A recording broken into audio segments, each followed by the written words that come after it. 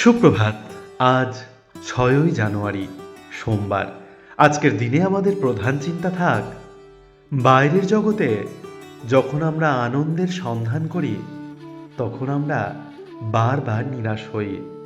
আজকের দিনে ঈশ্বরের কাছে আমাদের এই প্রার্থনা হোক, হে মোর কোমল হৃদয় প্রভু, তুমি আমার হৃদয়ের পরম আনন্দ, তুমি একমাত্র সাধনলভ্য আমার ভালোবাসার ধন।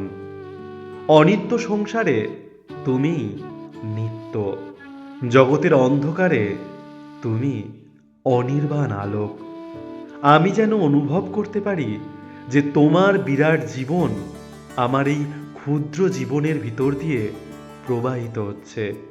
তোমার অপরিমেয় প্রেম আমার এই সামান্য প্রেমকে শক্তিময় করছে। তোমার শরণাশ্রয় আমাকে ঘিরে থাকুক, তোমার শান্তি আমাকে দান করো প্রভু।